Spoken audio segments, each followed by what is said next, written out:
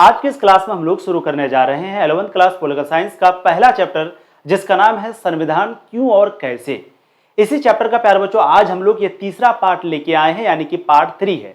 इससे पहले हम लोग पार्ट 1 पार्ट 2 कंप्लीट कर चुके हैं। जो भी पार्ट 1 पार्ट 2 को नहीं देखे होंगे तो इसी वीडियो के नीचे डिस्क्रिप्शन में आपको प्ले लिस्ट मिल जाएगा। प्ले लिस्ट में जाकर के आप पार्ट 1 पार्ट 2 को जरूर देख लीजिएगा, ठीक है। चलिए प्यारे बच्चों चैप्टर को शुरू करते हैं। तो जैसे कि आप सबको पता है, हम लोग इस चैप्टर में संविधान के बारे में पढ़ते हैं और संविधान कैसे बनाया गया, क्यों जरूरी है, इसी के बारे में पढ़ते हैं। तो प्यारे बच्चों हम लोग जो है पार्ट 1 पार्ट 2 में परिचय को देख लिए, संविधान के बारे में पढ़ लिए कि संविधान क्या है। संविधान के दो प्रकार है, लिखित संविधान, अलिखित संविधान। भारत का जो संविधान है वो लिखित संविधान है, ब्रिटेन का जो संविधान है वो अलिखित संविधान है। संविधान के कार्य, संविधान के क्या क्या काम है। भारतीय संविधान सभा के बारे में पढ़ लिए। संविधान सभा का मतलब कि संविधान को बनाने के लिए जो संविधान सभा बनाया गया था, है ना। संविधान सभा में टोटल कितना सदस्य था? 389, यानी कि टोटल 389 सदस्य था। संविधान को बनाने के लिए इतने सदस्य के द्वारा संविधान सभा बनाया गया था, इसके बारे में पढ़ चुके थे। भारतीय संविधान का निर्माण, यानी कि भारतीय संविधान को कैसे बनाया गया, है ना, उसके साथ ही साथ उसमें कितना समय लगा, कितना खर्च लगा। तो हम सब जानते हैं कि भारतीय संविधान को बनाने में टोटल 2 वर्ष 11 महीने 18 दिन का समय लगा और टोटल कितना पैसा खर्च हुआ? 64 लाख रुपया खर्च हुआ। तो ये जितना भी टॉपिक है हम लोग पार्ट 1 पार्ट 2 में पढ़ चुके हैं। आज जो पार्ट 3 है इसमें हम लोग प्यारे बच्चों प्रस्तावना के बारे में पढ़ेंगे और साथ ही साथ भारतीय संविधान के स्रोत के बारे में पढ़ेंगे कि भारतीय संविधान को जो बनाया गया है तो कहां से कौन कौन सा देश से मुख्य चीजों को लिया गया है। क्योंकि भारत का जो संविधान बनाया तो कौन कौन सा देश का संविधान को देखा गया है संविधान को बनाने से पहले। फिर हम लोग देखेंगे कि संविधान की क्या क्या विशेषताएं हैं, है ना, क्या क्या इनकी खूबी है, इसको हम लोग पढ़ेंगे और ये चैप्टर को समाप्त करेंगे, ठीक है। तो चलिए प्यारे बच्चों शुरू करते हैं। पार्ट 1 पार्ट 2 को आप लोग जरूर देख लीजिएगा ताकि आपको अच्छे से समझ में। टॉपिक है प्यारे बच्चों प्रस्तावना। अब ये प्रस्तावना क्या होता है, जिसको हम लोग उद्देशिका भी कहते हैं या जिसको हम लोग प्रेम्बल भी कहते हैं। जैसे यहां पर देखिए, भारतीय संविधान की प्रस्तावना जिसे उद्देशिका कहते हैं या इसी को इंग्लिश में प्रेम्बल कहा जाता है। अब ये प्रस्तावना होता है क्या है, तो आप में से बहुत सारे बच्चे जानते होंगे, ये वाला चीज आप लोग पढ़े होंगे, है ना। हम भारत के लोग भारत को एक संपूर्ण प्रभुत्व संपन्न समाजवादी पंथ निरपेक्ष लोकतंत्रात्मक गणराज्य बनाने के लिए, तो ये इसी को प्यारे बच्चों भारत की संविधान की प्रस्तावना कहा जाता है, या कोई लोग इसी को उद्देशिका कहते हैं या कोई इसी को इंग्लिश में प्रेम्बल कहते हैं, है ना। इंग्लिश में लिखा जाता है we the people of India having solemnly resolved India into sovereign socialist secular democratic republic and to secure to all its citizen। तो इंग्लिश में इस तरीके से बोला जाता है और हिंदी में इस तरह से लिखा जाता है। तो यही जो है भारत की संविधान की प्रस्तावना है। जब आप भारत की संविधान की प्रस्तावना को पढ़िएगा तो आपको बहुत सारी चीजें समझ में आएगा। सबसे पहला कि आखिर संविधान को क्यों बनाया गया है, संविधान का उद्देश्य क्या है। क्योंकि देखिए संविधान को इसीलिए बनाया गया था ना, ताकि सभी लोगों को न्याय मिले, किसी के साथ अन्याय ना हो, गरीब के ऊपर अत्याचार ना हो, सभी लोगों को बराबर का अधिकार मिले, सरकार जो है वो मनमानी ना करे, जनता जो है वो सरकार को चुने। तो ये सारी बातें जो आज हम लोग एक सिस्टमेटिक तरीके से जो हमारा देश चल रहा है, ये किसके बदौलत चला? संविधान के बदौलत। अगर संविधान खत्म हो जाता है तो बहुत सारे लोगों के साथ अन्याय होगा। कोई किसी का जमीन हड़प लेगा, कोई किसी को मार देगा, कुछ नहीं होगा। लेकिन आज के दिन हम लोग किसी को जल्दी मार नहीं पाते हैं, किसी का जमीन हड़प नहीं पाते हैं। क्यों? क्योंकि संविधान है। अगर आप किसी का कुछ करोगे आपको केस होगा, कोर्ट जाना पड़ेगा। तो जब आप प्रस्तावना को पढ़िएगा तो प्रस्तावना से आपको समझ में आएगा कि संविधान को क्यों बनाया गया, संविधान का उद्देश्य क्या है, संविधान का सिद्धांत क्या है, संविधान का लक्ष्य क्या है, एम्बिशन क्या है। ये सारी बातें जो है प्यारे बच्चों जब आप प्रस्तावना को पढ़िएगा तो पता चल जाएगा, है ना। जैसे देखिए लोकतंत्रात्मक गणराज्य बनाने के लिए, यानी हमारा जो देश है वो कैसा क्या बनना चाहिए? लोकतंत्रात्मक बनना चाहिए। विश्वास, धर्म और उपासना, यानी कि सारे धर्म सारे लोगों का स्वतंत्र होना चाहिए, आजादी होना चाहिए। ये सारी बातें प्रस्तावना में लिखी हुई है। तो इसी को कहते हैं भारतीय संविधान की प्रस्तावना, ठीक। अब यहां पर प्यारे बच्चों देखते हैं, जैसे मैंने कहा कि भारतीय संविधान की प्रस्तावना जिसको हम लोग उद्देशिका भी कहते हैं और इसी को इंग्लिश में प्रेम्बल कहा जाता है, यहीं से जो है संविधान की शुरुआत होती है। यानी कि जब आप संविधान को पढ़िएगा तो प्रस्तावना से ही जो है टॉपिक आपका शुरू होता है। यह संविधान के बनने के पीछे के उद्देश्य और विचारों का सार बताती है। यानी कि प्रस्तावना को जब आप पढ़ोगे तो आपको पता चलेगा कि संविधान को क्यों बनाया गया, संविधान के बनाने के पीछे उद्देश्य क्या है।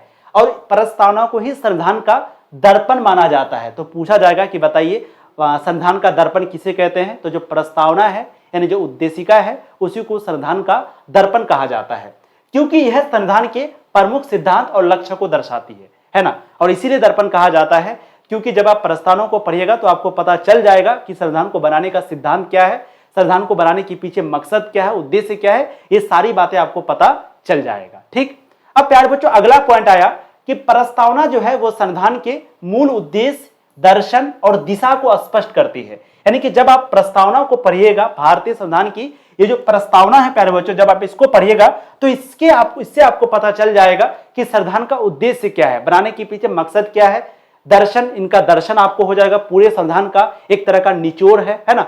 संविधान में क्या क्या बातें लिखी हुई होंगी वो सारी बातों का निचोड़ जो है वो प्रस्तावना में है ना। और दिशा को स्पष्ट करता है। इसका मतलब क्या हो गया कि जब आप पूरा संविधान को पढ़िएगा तो संविधान में आपको क्या क्या मिलेगा, कौन कौन सी चीजों पर बात की गई है, वो सारी बातों का जो निचोड़ है वो आपको प्रस्तावना में मिलेगा, क्योंकि भारत का जो संविधान है वो दुनिया का सबसे बड़ा संविधान है ना। अब प्यारे बच्चों क्वेश्चन आया आपके सामने में कि ये जो प्रस्तावना है, प्रस्तावना की जो परिभाषा है ये कहां से लिया गया है? तो याद रखिएगा ये जो प्रस्तावना की परिभाषा है ये लिया गया है ऑस्ट्रेलिया के संविधान से। ऑस्ट्रेलिया एक देश का नाम है, तो उस देश का जो संविधान है उस संविधान से प्रस्तावना की परिभाषा लिया गया है, भारत ने लिया है।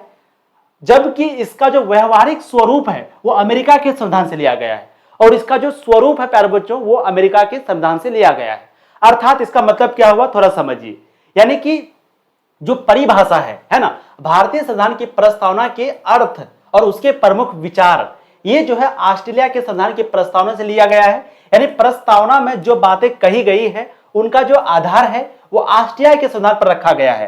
कहने का मतलब यहाँ पर जितना भी चीज है, ये जितना भी आप शब्द देख रहे हैं, ये सारी बातें जो है प्यारे बच्चों, यानी ये जो परिभाषा है प्रस्तावना का, ये कहां से लिया गया है? ऑस्ट्रेलिया से और अमेरिका से पूरे संविधान का स्वरूप को लिया गया है। यानी प्रस्तावना को लिखने का तरीका, कि प्रस्तावना को किस तरीके से लिखा जाएगा, उनका क्या स्टाइल होगा, उसका किस ढंग से उसको लिखा जाएगा, तो ये जो लिया गया है वो अमेरिका के संविधान से लिया गया है। इसका मतलब है कि प्रस्तावना के शब्दों और वाक्य संरचना की जो स्टाइल है, शैली का मतलब होता है स्टाइल, ये लिया गया है अमेरिका के संविधान से।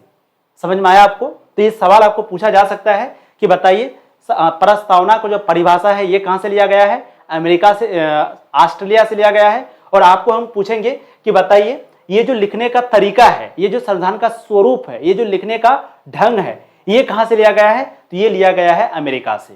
ठीक, बाकी प्रस्तावना क्या होता है तो याद रखिएगा इसी को उद्देशिका कहते हैं। और जब आप प्रस्तावना को पढ़ोगे तो इससे आपको पता चल जाएगा कि संविधान के पीछे बनाने का उद्देश्य क्या है, संविधान का क्या क्या सिद्धांत है, ये सारी बातें आपको पता चल जाएगा। ठीक, अब आगे हम लोग पढ़ते हैं प्यारे बच्चों। जब आप प्रस्तावना को पढ़िएगा तो 3 प्रकार के न्याय का उल्लेख वहां पर दिया गया है। कौन कौन सा न्याय? एक है सामाजिक न्याय, एक है आर्थिक न्याय और एक है राजनीतिक न्याय।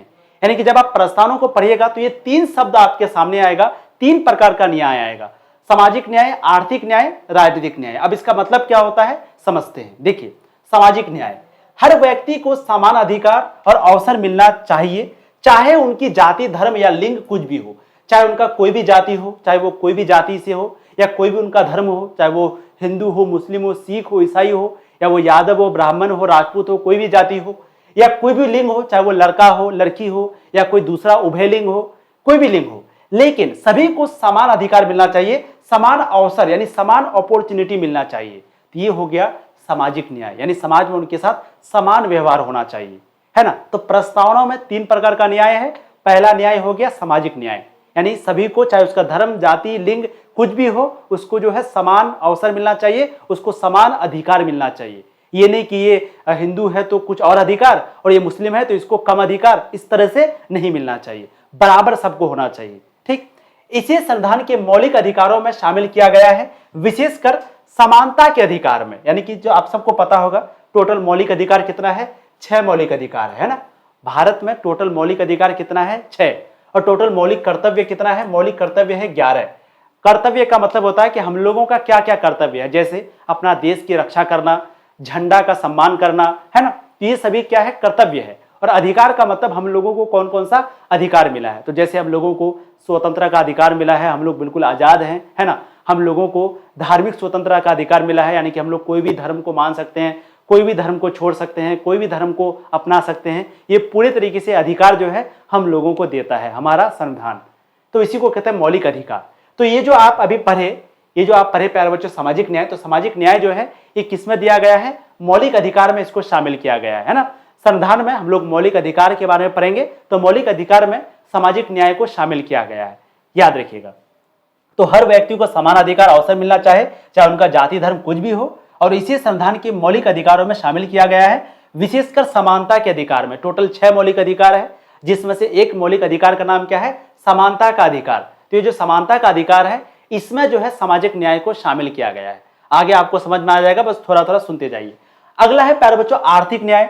सभी लोगों के बीच आर्थिक समानता और अवसर हो ताकि किसी भी व्यक्ति को गरीबी का सामना ना करना पड़े, यानी कि सभी व्यक्ति को समान, एक तरीके से समानता का उनके साथ व्यवहार किया जाए, है ना। समानता उनको हो, आर्थिक समानता हो, समान अपॉर्चुनिटी उनको मिले, ताकि वो जो है गरीबी का सामना उनको ना करना पड़े, बराबर का उनको मिले सब कुछ। अगर वो गरीब है तो उनको सरकार के द्वारा ज्यादा चीजों को दिया जाए, है ना। इस तरीके से उनको आर्थिक न्याय हो।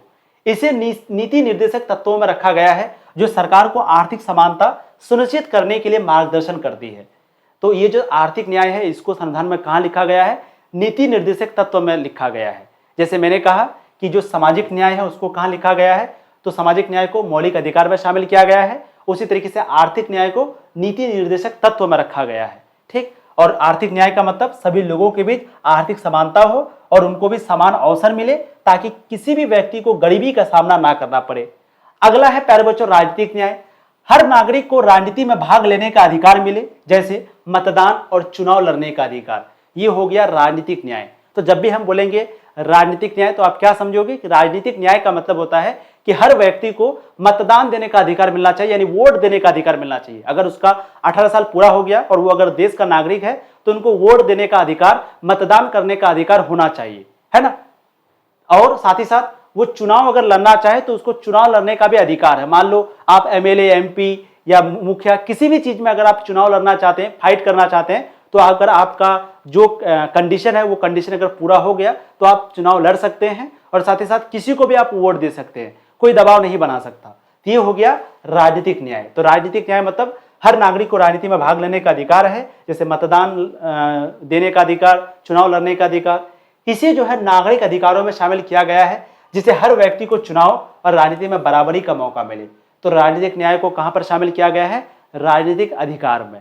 तो इस तरीके से प्यारे बच्चों हमारा जो संविधान है, प्रस्तावना है, इसमें टोटल 3 प्रकार के न्याय हैं। सामाजिक न्याय समान अधिकार, आर्थिक न्याय आर्थिक समानता होना चाहिए, और राजनीतिक न्याय चुनाव लड़ने का अधिकार या फिर वोट देने का अधिकार, मतदान करने का अधिकार। तो ये 3 तरह का न्याय जो है हमारे संविधान में दिया गया है। अब एक नोट देख लीजिए, प्रस्तावना संविधान का एक महत्वपूर्ण हिस्सा है। ये जो प्रस्तावना हम लोग पढ़ते हैं, प्रेम्बल जो पढ़ते हैं, है ना, यानी कि ये जो पढ़ते हैं हम लोग, हम भारत के लोग, भारत को एक संपूर्ण, तो ये जो है प्यारे बच्चों संविधान का एक महत्वपूर्ण हिस्सा है। प्रस्तावना को संविधान का दर्पण कहा जाता है। जैसे मैंने अभी आपको बताया कि जो प्रस्तावना है इसको क्या कहा जाता है? संविधान का दर्पण, क्योंकि यह संविधान के मूल विचार और उद्देश्य को दिखाती है। यानी ये प्रस्तावना जो है वो संविधान का उद्देश्य को बताती है कि संविधान को बनाने के पीछे क्या उद्देश्य है। इसीलिए संविधान को हम लोग दर्पण कहते हैं। संविधान का ये प्रस्तावना को हम लोग संविधान का दर्पण कहते हैं, क्योंकि प्रस्तावना हमें बताती है कि संविधान को बनाने का उद्देश्य क्या है। प्रस्तावना को गणतंत्र की कुंजी, संविधान का सार, दर्शन भी कहा जाता है। तो याद रखिएगा, जो प्रस्तावना है इसको गणतंत्र की कुंजी कहा जाता है, संविधान का सार कहा जाता है। सार का मतलब क्या होता है कि पूरे संविधान का निचोड़, पूरे संविधान में जितनी बातें कही गई है वो सारे बातों को मोटा मोटी तौर पर प्रस्तावना में लिखा गया है, ठीक। तो प्रस्तावना को गणतंत्र की कुंजी है ना, और साथ ही साथ संविधान का सार या दर्शन भी कहा जाता है, क्योंकि यह संविधान के मुख्य लक्ष्य और दिशा को स्पष्ट करता है। और यह बात के.एम. मुंशी ने कही थी। तो याद रखिएगा, प्रस्तावना को गणतंत्र की कुंजी, संविधान का सार या दर्शन, ये बात किसने कहा था? के.एम. मुंशी ने कहा था। उसका नाम क्या था? के.एम. मुंशी। और क्यों कहा गया? क्योंकि प्रस्तावना जो है वो संविधान का उद्देश्य को बताती है, संविधान को क्यों बनाया गया, संविधान में क्या क्या बातें हैं, तो मुख्य तौर पर प्रस्तावना से ही आपको पता चल जाएगा। इसे प्रस्तावना को कुंजी कहा जाता है, या सार कहा जाता है, या दर्शन कहा जाता है, ठीक है। अब प्यारे बच्चों अगला टॉपिक है हमारा, वो है 42वें संविधान संशोधन 1976 के द्वारा प्रस्तावना में जोड़े गए 3 नए शब्द, है ना। संशोधन का मतलब क्या होता है? संशोधन का मतलब होता है संविधान को जब जब सुधारा गया, है ना। जैसे संविधान को लिखा कब गया था? 1946 में, लेकिन बहुत बार उसमें बदलाव किया गया है, बहुत बार उसमें नई नई बातों को जोड़ा गया है, कुछ कुछ बातों को हटाया गया है, क्योंकि समय के साथ कुछ कुछ अपडेट होते जाता है संविधान में। अभी भी बहुत सारा कानून नियम वगैरह बदलते रहते हैं, ठीक है। तो ये जो कानून बदलता है, नया नया चीजों को संविधान में जोड़ा जाता है, कुछ पुरानी चीजों को हटाया जाता है, तो इसी को कहा जाता है संशोधन, है ना। तो उसी तरीके से प्यारे बच्चों 42वां संशोधन हुआ था, कब? 1976 में। 42वां संशोधन का मतलब हुआ कि संविधान को 42वां बार सुधारा जा रहा था, नया शब्द को जोड़ा जा रहा था। मान लीजिए हम संविधान को उठाए और संविधान को उठा करके हम वहां पर एक शब्द को हटा के कोई दूसरा शब्द जोड़ दिए, तो ये हो गया एक बार संशोधन। तो इसी तरीके से 41 बार संशोधन हो चुका था। 42वां जो संशोधन है ये हुआ था 1976 में।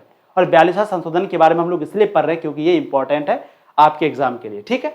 तो प्यारे बच्चों सबसे पहला सवाल आएगा कि संविधान को 42वां बार कब सुधार किया गया, यानी 42वां संशोधन कब हुआ? 1976 में।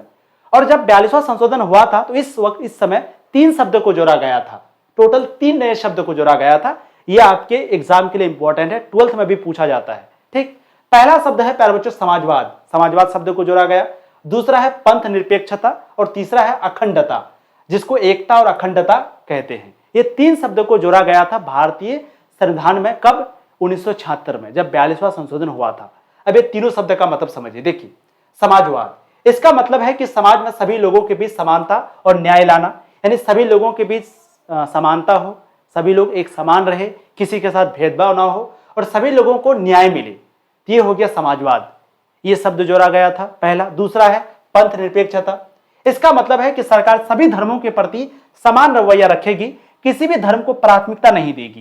कहने का मतलब क्या है कि सरकार जो है सभी धर्म के प्रति एक नजर रखेगा, है ना। ये नहीं कि अगर सरकार हिंदू धर्म का कोई बना तो वो हिंदू धर्म के लिए काम करेगा, मुस्लिम के लिए नहीं करेगा, एक मुस्लिम का बना तो वो हिंदू के लिए नहीं करेगा। इस तरह से संविधान में नहीं लिखा है। संविधान में क्या कहा गया? डायरेक्ट पंथ निरपेक्ष होना चाहिए। हमारा देश कैसा होना चाहिए? पंथ निरपेक्ष। मतलब यहाँ पर जो सरकार बनेगा वो सभी धर्मों के लिए, सभी धर्मों के प्रति एक समान रवैया रखेगा, यानी एक समान नजरिया रखेगा, एक समान दृष्टि रखेगा। इस धर्म के लिए अलग और इस धर्म के लिए अलग नहीं होना चाहिए, भेदभाव नहीं होना चाहिए, सभी धर्मों के लिए बराबर नजरिया रखेगा।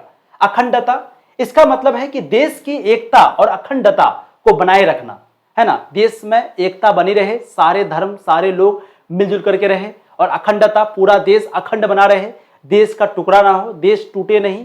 ये जो है प्यारे बच्चों, देश जो है एकजुट रहे और अपरिवर्तित रखना, तो ये हो गया अखंडता। तो ये 3 शब्दों को जोड़ा गया था, है ना। समाजवाद का मतलब सभी लोगों के बीच समानता रहे, न्याय रहे। पंथ निरपेक्षता का मतलब ये शब्द को इसलिए जोड़ा गया ताकि जो सरकार जो भी बनेगा वो सभी धर्मों के लिए एक समान नजर रखेगा, एक समान रवैया रखेगा। और अखंडता का मतलब है कि देश में एकता बना रहे और अखंडता बना रहे, अखंडता को बनाए रखें, देश को टूटने ना दे। ये 3 शब्दों को जोड़ा गया था, ठीक। अब कुछ महत्वपूर्ण तथ्य को देख लीजिए, कुछ इंपॉर्टेंट पॉइंट को देख लीजिए जो कि आपके एग्जाम के लिए इंपॉर्टेंट है, ध्यान से सुनना। देखो, 22 जुलाई 1947 को संविधान सभा ने राष्ट्रीय तिरंगा अपनाया। तो अगर पूछा जाएगा कि बताइए राष्ट्रीय तिरंगा, यानी जो आज हम लोग तिरंगा फहराते हैं, झंडा जो है भारत का झंडा, तिरंगा 3 रंग का तिरंगा, तो ये जो है राष्ट्रीय तिरंगा को कब अपनाया गया था? 22 जुलाई 1947 को, याद रखिएगा, है ना। आजादी से पहले ही हम लोगों का तिरंगा बन चुका था। तो जो हमारा तिरंगा है प्यारे बच्चों, ये 22 जुलाई 1947 को संविधान सभा ने राष्ट्रीय तिरंगा अपनाया। संविधान सभा का मतलब टोटल इसमें कितने लोग थे?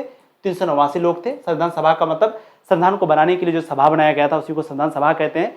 तो पूछा जाएगा कि राष्ट्रीय तिरंगा कब अपनाया गया? 22 जुलाई 1947 को, जब चौथा अधिवेशन हुआ था, यानी कि जब चौथी बार बैठक हुआ था, ठीक।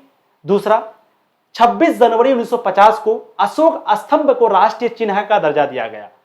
26 जनवरी 1950 को हमारा संविधान भी लागू हुआ। और उसी दिन जो अशोक हम लोग देखते हैं, जब आप झंडा को देखोगे तो झंडा के बीच में एक अशोक चक्र होता है, अशोक चक्र बीच में गोलाकार का होता है। तो उसी अशोक चक्र को कब अपनाया गया था प्यारे बच्चों? 26 जनवरी 1950 को। तो भारत का जो तिरंगा है उसको अपनाया गया 22 जुलाई 1947 को ही, ठीक। राष्ट्रीय तिरंगा अपनाया गया, राष्ट्रीय तिरंगा उसको मान लिया गया। और 26 जनवरी 1950 को जो अशोक है इसको राष्ट्रीय चिन्ह का दर्जा मिल गया। 24 जनवरी 1950 को जनगण मन को राष्ट्रीय गान और वंदे मातरम को राष्ट्रीय गीत का दर्जा दिया गया। ये भी याद रखिएगा, पूछा जाता है कि बताइए जनगण मन को क्या कहते हैं? राष्ट्रीय गान कहते हैं। तो जनगण मन को जनगण मन अधिनायक जय है। तो ये जो राष्ट्रीय गान है इसको प्यारे बच्चों कब स्वीकार किया गया था, कब इसको राष्ट्रगान का दर्जा दिया गया? 24 जनवरी 1950 को। और 24 जनवरी 1950 को ही संविधान में हस्ताक्षर हुआ था। और इसी समय जो है राष्ट्रीय गान को भी स्वीकार किया गया, जनगण मन को।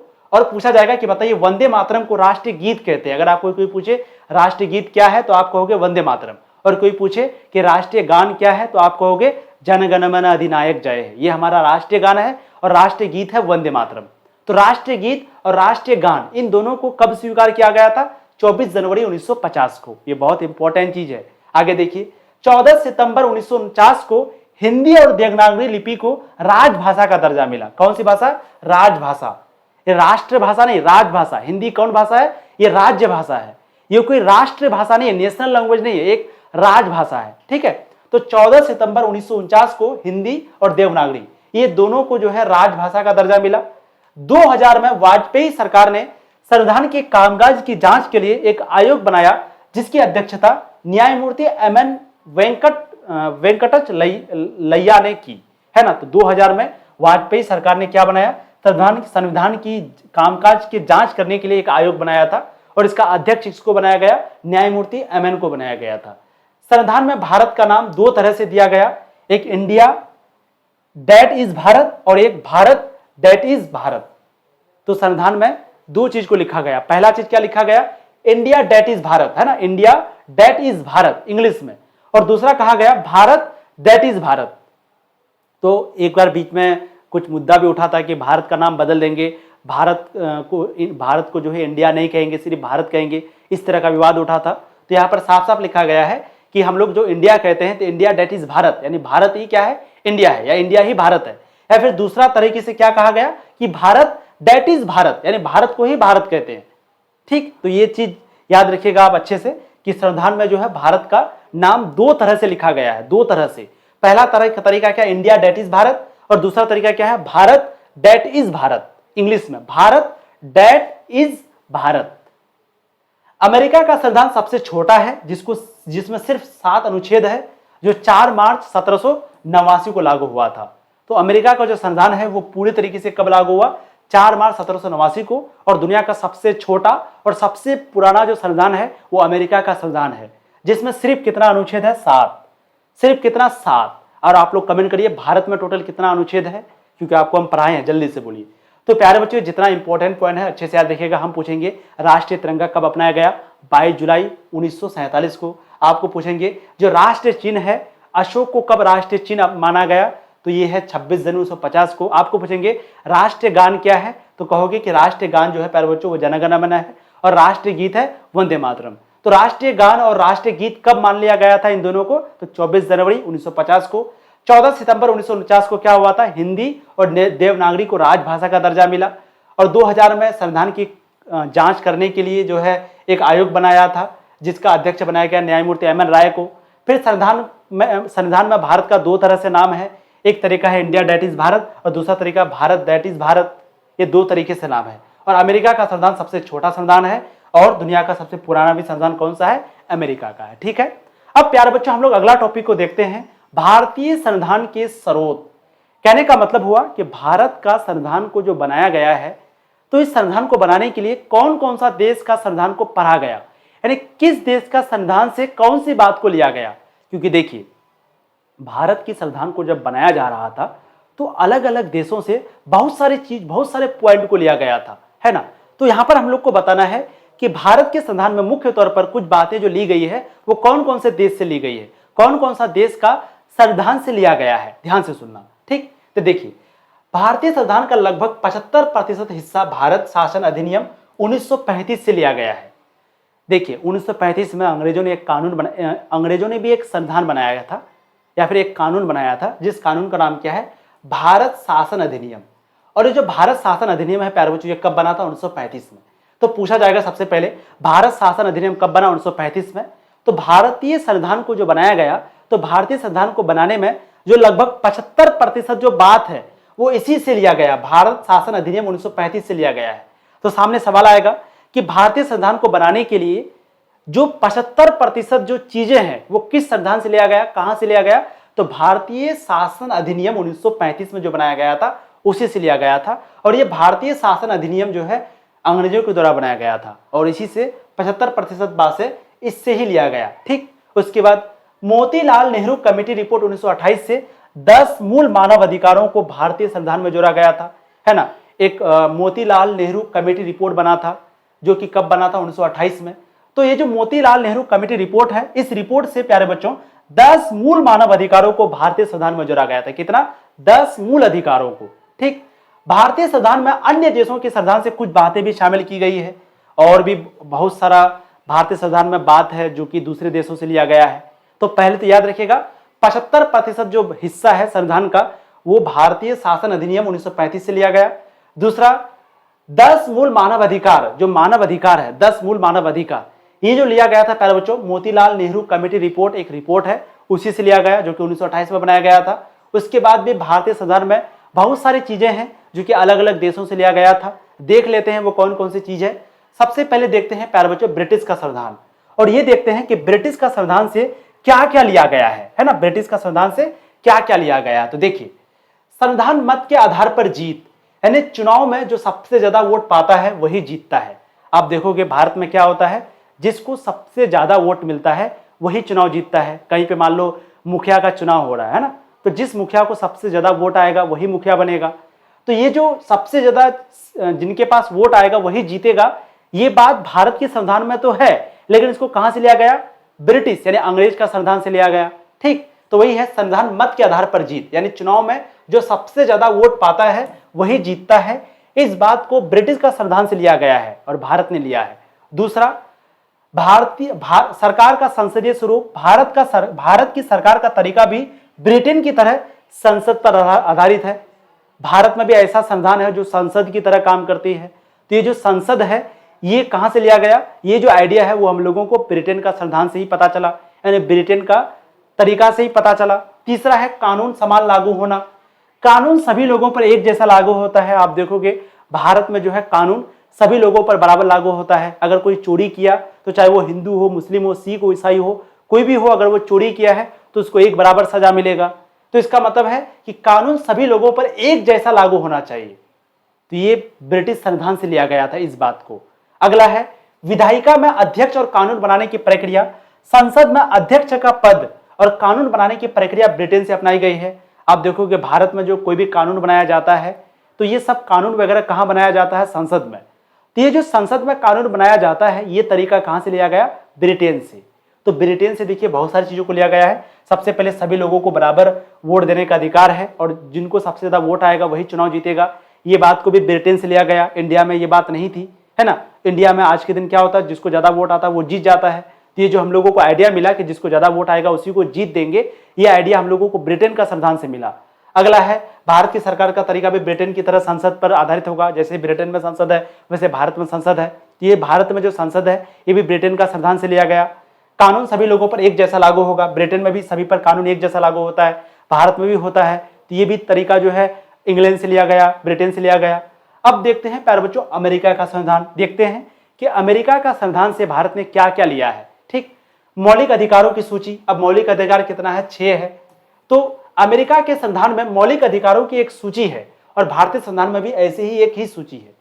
कहने का मतलब क्या कि जो मौलिक अधिकार, जो टोटल 6 मौलिक अधिकार है, ये अमेरिका के संविधान में लिखा हुआ था और आज के दिन भारत के संविधान में भी लिखा हुआ है। तो ये जो मौलिक अधिकार है ये कहां से लिया?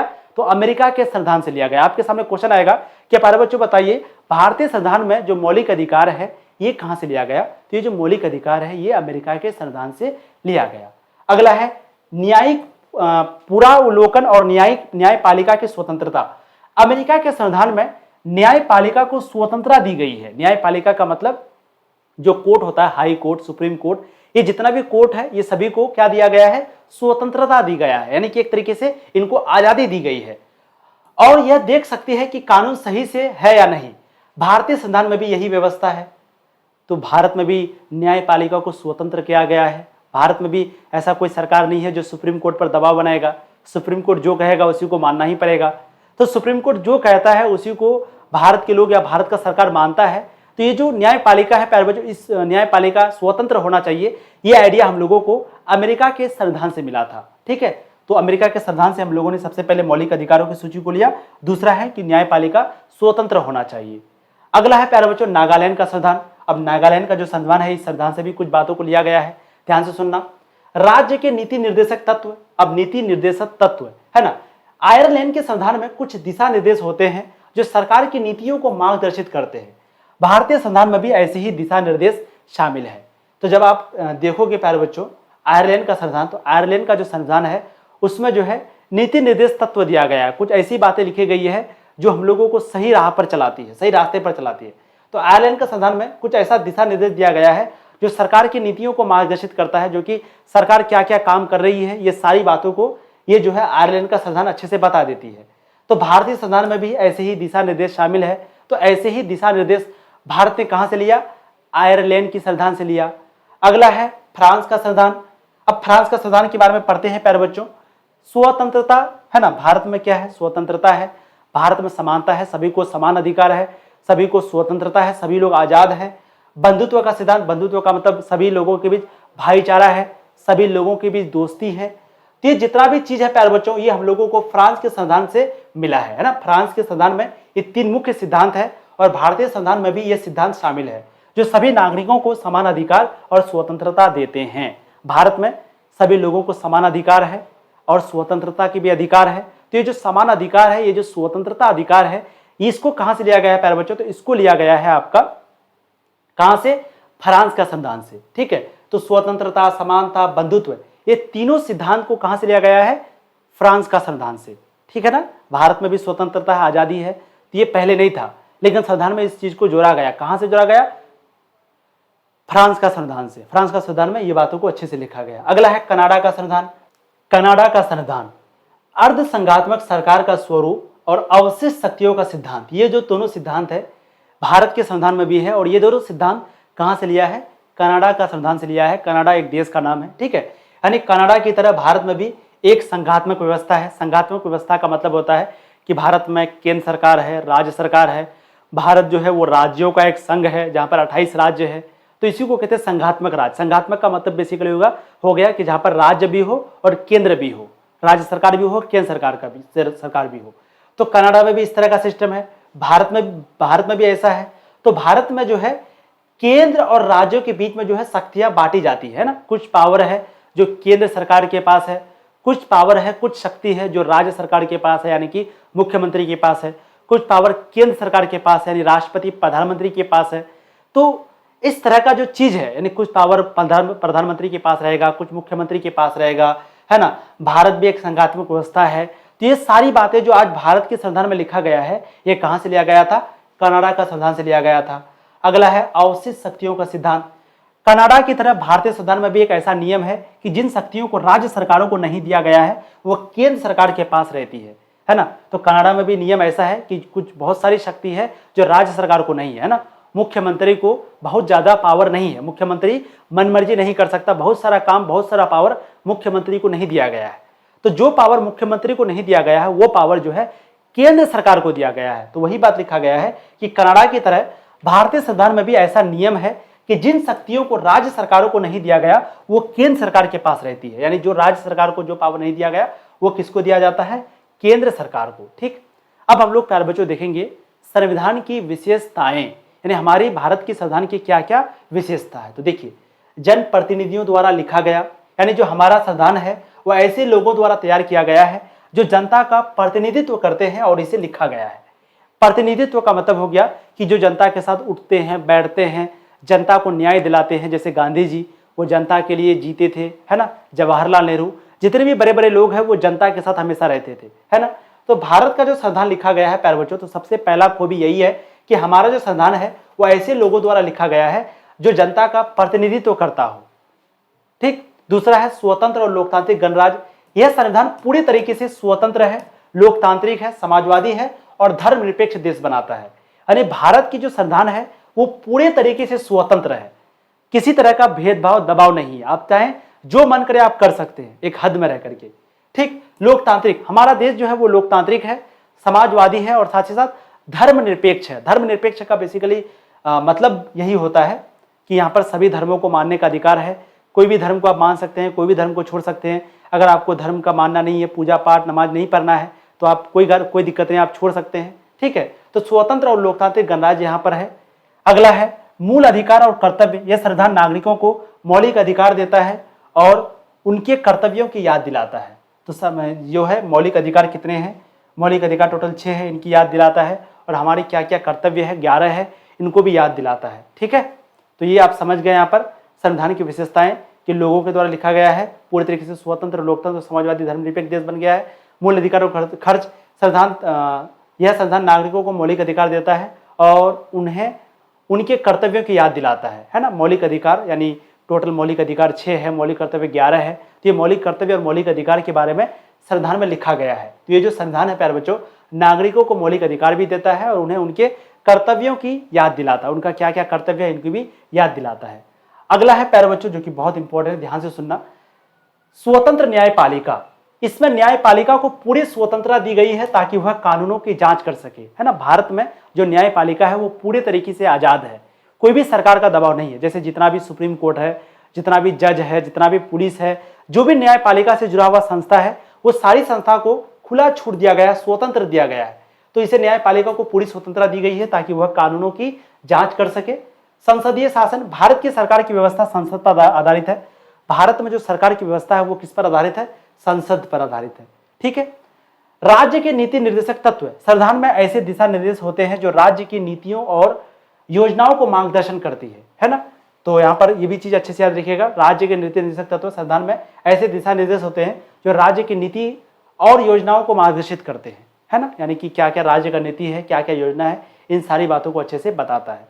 तो ये जो है प्यारे बच्चों संविधान की विशेषताएं हैं। क्या है, विशेषताएं। ठीक है, ऐसा लोगों द्वारा बनाया गया, जो जनप्रतिनिधि के साथ उठता बैठता था, वो लोगों के साथ उठता बैठता था, उनके द्वारा संविधान लिखा गया। यह संविधान पूरी तरीके से आजाद है, लोकतांत्रिक है। मूल अधिकार और कर्तव्य, संविधान नागरिकों को मौलिक अधिकार देता है और उन्हें उनके कर्तव्य की याद दिलाता है। स्वतंत्र न्यायपालिका, न्यायपालिका को पूरी आज़ादी दी गई है, वो कानूनों की जांच कर सकता है। संसदीय पालिका, भारत की सरकार की व्यवस्था संसद पर आधारित है। संविधान में ऐसे दिशा निर्देश होते हैं जो राज्य की नीतियों और योजनाओं को मार्गदर्शित करते हैं। ठीक, तो ये क्या है प्यारे बच्चों, संविधान की विशेषता है। ठीक है, अब कुछ इंपॉर्टेंट छोटा छोटा टॉपिक है, इसको थोड़ा देख लीजिए, उसके बाद जो है ये चैप्टर हमारा समाप्त हो जाएगा। तो ध्यान से देखिएगा। सबसे पहले देखेंगे भारतीय संविधान की कठोरता, यानी कि भारतीय संविधान कितना कठोर है, इसको अब हम लोग देखेंगे। तो ध्यान से देखना, भारतीय संविधान को बदलना आसान नहीं, यानी कि भारतीय जो संविधान है इसको कोई भी बदल नहीं सकता, आसान नहीं। बदल तो सकता है लेकिन बहुत मुश्किल है, आसान नहीं है। क्यों भारतीय संविधान को बदलना आसान नहीं है? इसके अनुच्छेद 368 के अनुसार संविधान में बदलाव करने के लिए सांसद के 2/3 सदस्यों की मंजूरी के साथ साथ कम से कम आधे राज्यों के विधानमंडलों का समर्थन भी जरूरी है। यानी कहने का मतलब है कि जो भारत का संविधान है प्यारे बच्चों, इसको बदलना बहुत मुश्किल है, लेकिन एक तरीका है जिससे कि आप संविधान को बदल सकते हैं। वो तरीका क्या है? जैसे भारत में टोटल सीट कितना है, 543 है ना। तो 543 सीट है, तो 543 का 2/3 उनको सीट लाना पड़ेगा। कहने का मतलब क्या है कि जब आप इसको बराबर करोगे तो लगभग सीट कितना हो जाता है, 362। यानी कि कोई अगर संविधान को बदलना चाहता है तो उसको कम से कम कितना सीट लाना पड़ेगा, 362। अभी सुनिए, अभी ये नहीं, यानी कोई भारत का संविधान को बदलेगा तो उसको कम से कम 362 सीट लाना पड़ेगा। साथ ही साथ राज्यों के विधानमंडलों का समर्थन भी जरूरी है, और कितना, कम से कम आधा। यानी टोटल 28 राज्य है, तो 28 में से 14 राज्य का जो विधानमंडल होता है उसका भी समर्थन जरूरी है, तभी भारत का संविधान को कोई बदल सकता है। इसीलिए भारतीय संविधान की कठोरता यहां पर लिखे हैं। तो मतलब समझ गए कि भारतीय संविधान को बदलना कोई आसान बात नहीं है। ऐसा हलवा नहीं है कि कोई भी आज संविधान को बदल दिया। संविधान को बदलने के लिए कम से कम 362 सीट लाना पड़ेगा 543 में, यानी कि 543 का 2/3, टोटल कितना सीट है 543, तो इसका 2/3 सीट लाना पड़ेगा। और साथ ही साथ प्यारे बच्चों, उनको जो है आधे राज्य, यानी टोटल 28 राज्य, उसमें से 14 राज्य का विधानमंडल का सपोर्ट चाहिए। इसे हम लोग विशेष बहुमत कहा जाता है, और इसी को कहते हैं विशेष बहुमत। जिसके पास ये आ गया तो समझो उसके पास विशेष बहुमत है। ठीक, तो ये है भारतीय संविधान की कठोरता, यानी इसको बदलना आसान नहीं है। अनुच्छेद 368 के अनुसार यहां पर लिखा गया है कि अनुच्छेद 368 में कि इतना 2/3 सीट आना चाहिए, आधे राज्यों का विधानमंडल को सपोर्ट करना चाहिए। अब देखिए अगला है भारतीय संविधान का लचीलापन। अब लचीलापन का मतलब हो गया कि जल्दी भारतीय संविधान जल्दी समझ में नहीं आएगा। कहने का मतलब भारतीय संविधान को बदलना पूरी तरीके से मुश्किल नहीं है। यानी ऐसा भी नहीं है कि भारतीय संविधान को आप पूरी तरीके से बदलना मुश्किल है, लेकिन ऐसा भी नहीं कि नहीं बदल सकते, बहुत सारा चीज को जो है नॉर्मली बदल सकते हैं, लेकिन पूरे संविधान को आप नहीं बदल सकते। ठीक है, तो भारतीय संविधान को बदलना पूरी तरीके से मुश्किल नहीं है। इसमें बहुत से संशोधन केवल संसद के साधारण बहुमत से भी पास किए जा सकते हैं। संशोधन का मतलब हो गया सुधार, यानी भारतीय संविधान में बहुत सारे बदलाव, बहुत सारे चेंजेस, बहुत सारा संशोधन किया गया है, बहुत ही कम वोटों में, साधारण बहुमत के आधार पर भी किया गया है। इसका मतलब है कि कुछ बदलाव करने के लिए केवल सामान्य वोटों की आवश्यकता होती है ना। तो ऐसा है, बहुत सारा संविधान में ऐसा ऐसा चीज लिखा हुआ है जो कि आप नॉर्मली ऐसे भी बदल सकते हैं। नॉर्मली थोड़ा बहुमत आ गया, 2/3 जरूरी नहीं है, थोड़ा ही वोट आया तो तुरंत आप बदल सकते हैं, इस तरह से भी है। तो ऐसा नहीं कि पूरी तरीके से मुश्किल हो, छोटा छोटा कुछ बदलाव ऐसा है जो कि सामान्य वोटों पर यानी थोड़ा साधारण बहुमत भी मिल जाए तो आप उसको बदल सकते हैं। अगला है भारतीय संविधान की प्रस्तावना में वर्णित शब्दों का विस्तार। अब भारत के संविधान को जब आप पढ़ोगे प्यारे बच्चों, तो वहां कुछ शब्द आपको देखने को मिलेगा, जैसे वहां पर आपको मिलेगा न्याय, स्वतंत्रता, समानता। यहाँ पर आप देख लीजिए, है ना। भारत की संविधान को जब आप प्रस्तावना को पढ़िएगा, भारत की जब आप प्रस्तावना को पढ़िएगा तो यहाँ पर देखिए बहुत सारा शब्द आपको देखने को मिलेगा, है ना। जिस तरीके से समाजवादी, पथ निरपेक्ष, न्याय, स्वतंत्रता, बहुत सारा शब्द है। जैसे मैंने यहाँ पर कुछ शब्द को लिया है, आप देखोगे, आप जब प्रस्तावना को पढ़िएगा तो वहां पर न्याय शब्द मिलेगा, वहां पर स्वतंत्रता शब्द मिलेगा, समानता शब्द देखने को मिलेगा प्रस्तावना में, बंधुत्व शब्द मिलेगा, धर्मनिरपेक्षता ये शब्द वहां पर देखने को मिलेगा, समाजवादी ये शब्द वहां पर देखने को मिलेगा। तो ये कुछ शब्द का आपको हम परिभाषा दे देते हैं कि इसका मतलब क्या होता है, आपके बुक में दिया गया है, ध्यान से सुनना। ठीक है, चलिए।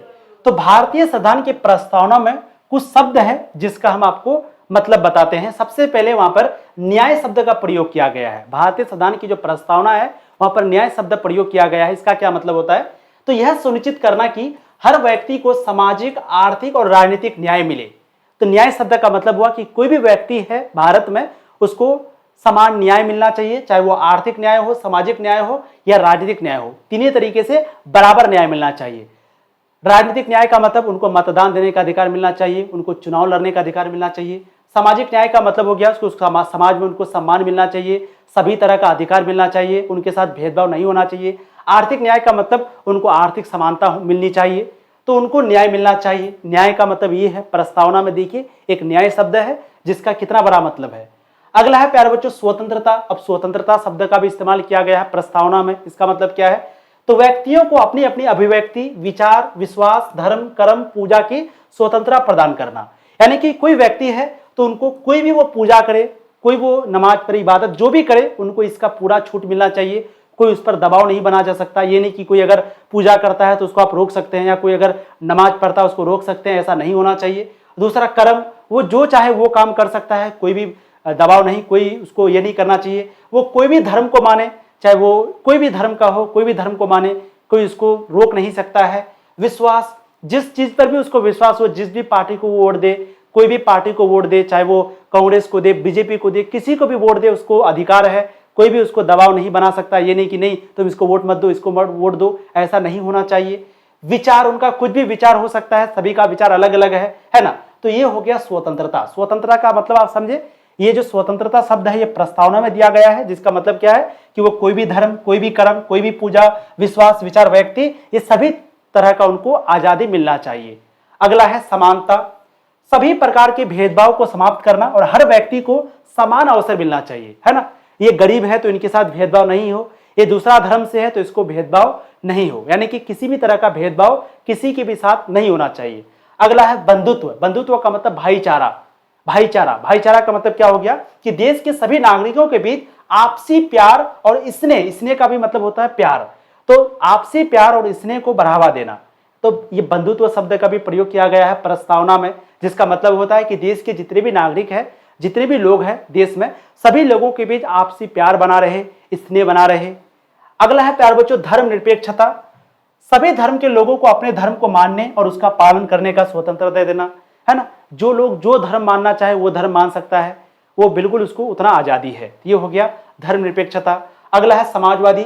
सरकार का उद्देश्य समाज के कल्याण और जनहितकारी कामों को बढ़ावा देना है, यानी समाज का कल्याण हो। कल्याण का मतलब समाज की भलाई हो, समाज की कल्याण करने के लिए सरकार तरह तरह से काम करे, लोगों का विकास हो और जनहितकारी काम मतलब हो गया जन का मतलब लोग, लोगों के लिए काम हो, लोगों के हित में काम हो। ये सारी चीजें जो है प्यारे बच्चों आपका प्रस्तावना में लिखा गया है। इसलिए मैंने कहा कि संविधान में क्या क्या बातें लिखी गई है, संविधान का क्या क्या उद्देश्य है, ये सारी बातें प्रस्तावना में दी गई है। ठीक है, चलिए अब एक छोटा सा टॉपिक है इकहरी नागरिकता, क्या होता है इसको समझते हैं। देखो, किसी व्यक्ति को केवल एक ही देश की नागरिकता प्राप्त होती है, यानी कोई व्यक्ति अगर है तो उसको सिर्फ एक ही देश का नागरिकता प्राप्त होगा। अगर मान लो वो भारत का नागरिक रहेगा तो वो अमेरिका का नागरिक नहीं ले सकता, और वो अगर मान लो अमेरिका का नागरिकता लेता है तो उसका भारत का नागरिकता ऑटोमेटिक खत्म हो जाएगा। ठीक, तो किसी व्यक्ति को केवल एक ही देश की नागरिकता प्राप्त होती है, इसका मतलब है कि एक व्यक्ति केवल एक ही देश का नागरिक होता है और उसे किसी अन्य देश की नागरिकता नहीं मिलती। और अगर वो मान लो किसी देश का नागरिकता पाना चाहता है, अगर मान लो कोई है जो अमेरिका जाकर के अमेरिका का नागरिक बनना चाहता है, तो उसको वहां पर रहना पड़ेगा, वहां का जो रूल रेगुलेशन है वो मानना पड़ेगा। फिर जैसे ही वो अमेरिका का नागरिक बनेगा, भारत का नागरिकता उसका खत्म हो जाएगा। तो एक व्यक्ति केवल एक ही देश का नागरिक हो सकता है, इसको कहते हैं इकहरी नागरिकता। तो किसी व्यक्ति को केवल एक ही देश की नागरिकता प्राप्त होती है, इसका मतलब है कि व्यक्ति केवल एक ही देश का नागरिक होता है। ठीक, भारत में संघीय व्यवस्था है। भारत में कैसी व्यवस्था है? संघीय व्यवस्था। संघीय व्यवस्था का मतलब क्या हो गया कि भारत में जो है केंद्र सरकार भी है और राज्य सरकार भी है। ठीक, उसी तरीके से प्यारे बच्चों अमेरिका है, अमेरिका में भी संघीय व्यवस्था है, वहां पर भी केंद्र सरकार है, राज्य सरकार है, लेकिन दोनों में बहुत अंतर है। भारत में जो है हम लोग सिर्फ पूरे भारत का नागरिकता होता है। आप ये नहीं कहोगे बिहार का नागरिक हो तुम, हम लोग कहते हैं तुम किस राज्य का निवासी हो, तो कहेंगे बिहार का निवासी है। लेकिन किस का नागरिक, किस देश का नागरिक हो, तो कहेंगे भारत का नागरिक है ना। लेकिन अमेरिका में क्या होता है? अमेरिका में देश का भी नागरिकता होता है और राज्य का भी नागरिकता होता है। भारत में सिर्फ भारत का नागरिकता होता है, राज्य का निवासी होता, नागरिकता नहीं होता। बिहार में हम लोगों को कोई भी अगर कोई भी किसी राज्य से है तो हम लोगों को कोई नागरिकता नहीं है, हम लोगों का नागरिकता सिर्फ एक है, वो है भारत का नागरिकता। ठीक, तो वही चीज यहां पर लिखा गया। सबसे पहले याद रखिएगा कि कोई भी व्यक्ति है उसको सिर्फ एक देश का ही नागरिकता मिलती है, यानी एक व्यक्ति है तो उसको केवल एक ही देश का नागरिकता मिलेगा, दो देश का नागरिकता वो नहीं ले सकता है। अगर किसी दूसरे देश का नागरिकता लेगा तो इस देश का नागरिकता खत्म हो जाएगा। ठीक, भारत में क्या है? 28 राज्य है, एक देश है, एक देश के अंदर 28 राज्य है, तो एक केंद्र सरकार है और एक यहाँ पर राज्य सरकार है, इसी को कहते हैं संघीय व्यवस्था। लेकिन अगर हम कहेंगे कि हम लोगों को जो नागरिकता दिया है वो कौन दिया है, तो जो हमारा देश है वो हमको नागरिकता दिया। हम जो नागरिक हैं वो भारत का नागरिक है, और निवासी जो है वो जिस राज्य से है उस राज्य का हम लोग निवासी है। कोई अगर यूपी से है तो वो यूपी का निवासी हो गया, कोई बिहार से है तो वो बिहार का निवासी हो गया, कोई दिल्ली से है तो वो दिल्ली का निवासी हो गया। ठीक, लेकिन अमेरिका में क्या है? एक तो देश का भी नागरिकता होता है और एक राज्य का भी नागरिकता होता है। भारत में हम लोग राज्य का नागरिक नहीं है, हम लोग सिर्फ निवासी है, वहां पर राज्य का भी नागरिकता होता है। तो वही चीज यहां पर लिखा गया है कि भारत में संघीय व्यवस्था के बावजूद नागरिकों को केवल भारतीय नागरिकता मिलती है।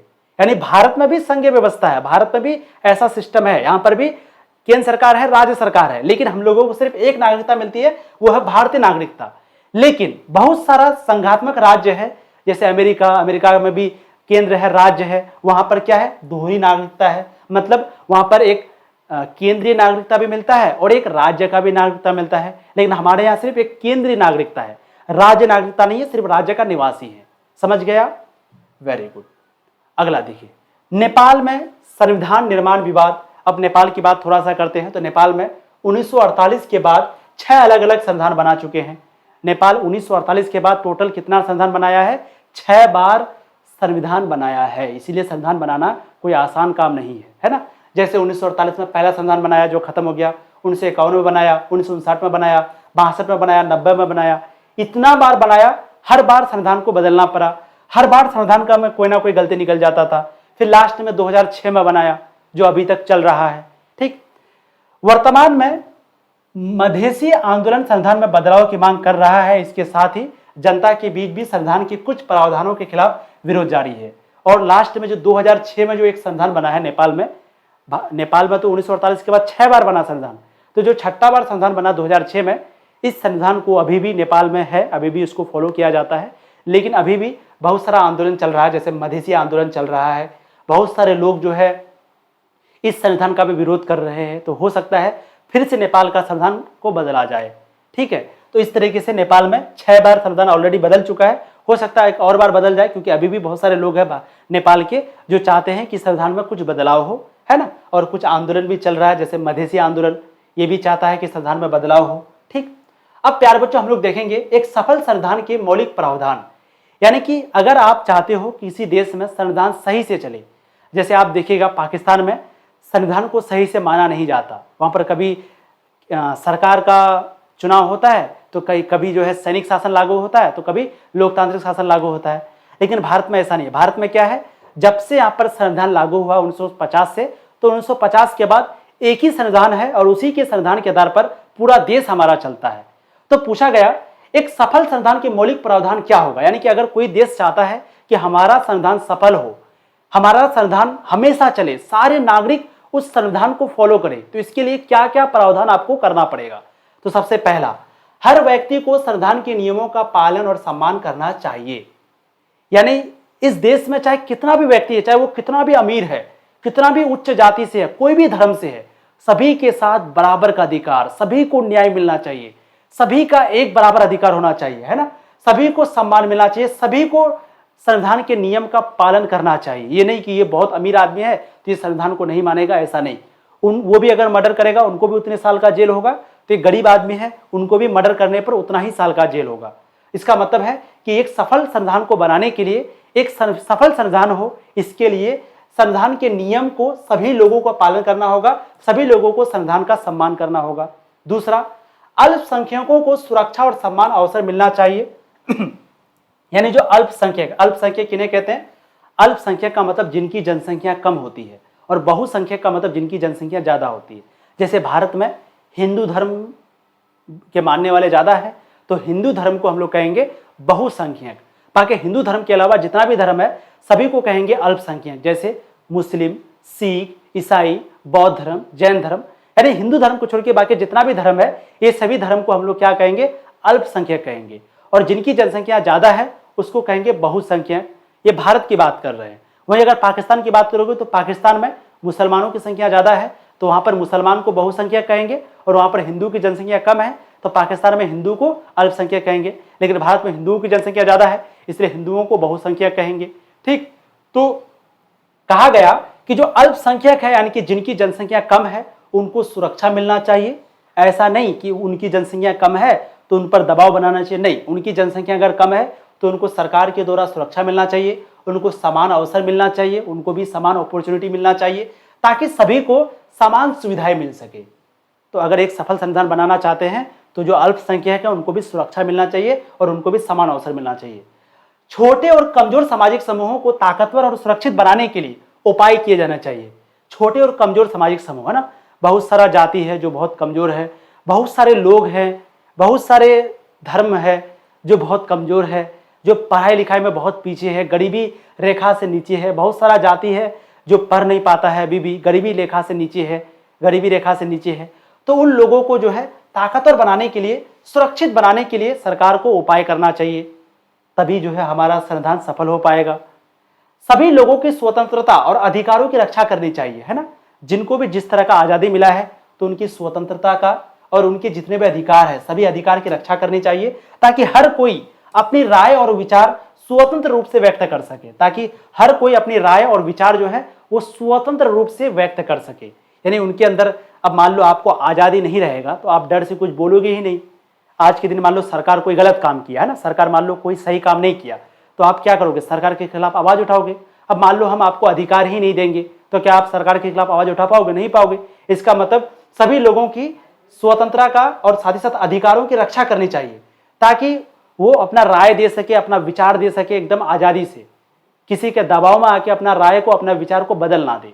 ठीक, तो एक सफल संविधान बनाने के लिए ये सारे मौलिक प्रावधान है जो कि हर व्यक्ति को करना ही चाहिए, तभी जो है उस देश का संविधान फॉलो हो सकता है।